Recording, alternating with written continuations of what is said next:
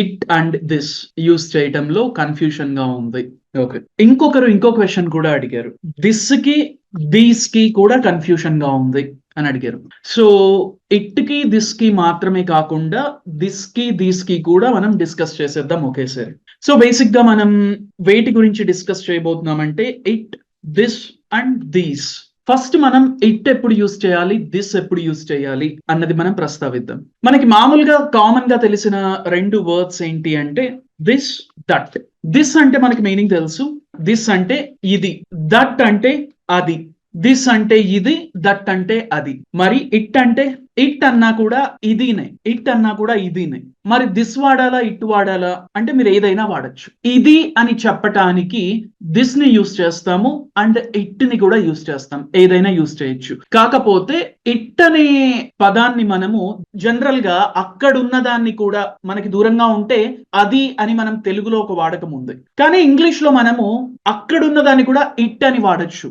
ఎందుకు వాడచ్చు అంటే ఇట్ అంటే ఫస్ట్ ఇది అని మనం చెప్పాము.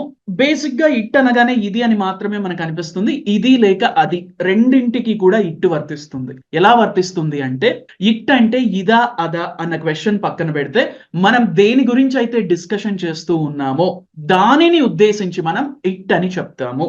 దేని గురించి అయితే మనం డిస్కషన్ చేస్తూ ఉంటామో దానిని మనం రెఫర్ చేస్తూ ఇట్ ని మనం ఉపయోగిస్తాము. అండ్ దిస్ మనకి తెలిసిందే, ఇది అని చెప్పడానికి, దట్ అది అని చెప్పడానికి. ఇప్పుడు మనము దీస్ గురించి మాట్లాడుకుందాం. దిస్ ఫస్ట్ మనం దిస్ గురించి మాట్లాడుకుందాం. దిస్ అంటే ఇది అని మనం చెప్పుకుందాం. ఇది, దిస్ ఇస్ ఎ బాల్ అంటే ఇది ఒక బాల్ అని నేను చెప్తున్నాను. దిస్ అంటే ఇది, రైట్. ఇప్పుడు మరి దీస్ గురించి మాట్లాడుకుందాం. దీస్ అంటే అర్థం ఏంటి అంటే ఇవి, రైట్. డిఫరెన్స్ ఏంటి? దిస్ అంటే సింగులర్, ఇది ఒకదాని గురించి, this is a ball. These అంటే ఇవి ఒకటి కన్నా ఎక్కువ ఉన్నాయి. ఇవన్నీ ఏంటి అని మీరు నన్ను అడిగినప్పుడు ఇవన్నీ బాల్స్ అని నేను చెప్పాలి. దీస్ ఆర్ బాల్స్, ఇవన్నీ కూడా బాల్స్. ఇది plural.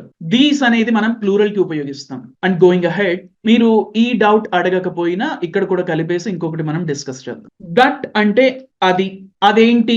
That is a ball. అక్కడ ఏదో కనిపిస్తుంది, ఏంటి అది? దట్ ఈస్ ఏ బాల్ అని నేను చెప్తాను. అక్కడ ఏవో కనిపిస్తూ ఉన్నాయి, అవి ఏంటి? దోస్ అంటాము.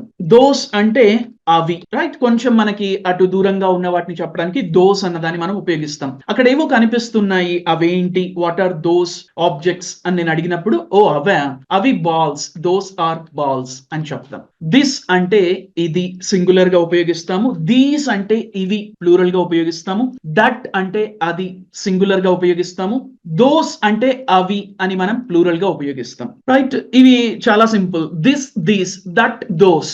ఇవి, ఇది, ఇవి, అది, అవి. As simple as that. And ఇక్కడ దిస్ కి ఇట్ కి ఎవరైనా కన్ఫ్యూజ్ అవుతూ ఉంటే సాధారణంగా ఇది అని చెప్పడానికి దిస్ కానీ ఇట్ కానీ ఏదైనా ఉపయోగించవచ్చు. ఇట్ ని మనము చాలా కామన్ గా దేని గురించి అయితే మనం డిస్కస్ చేస్తూ ఉంటామో దాన్ని ప్రస్తావించడానికి కామన్ గా మనము ఇట్ ని ఉపయోగిస్తూ ఉంటాము.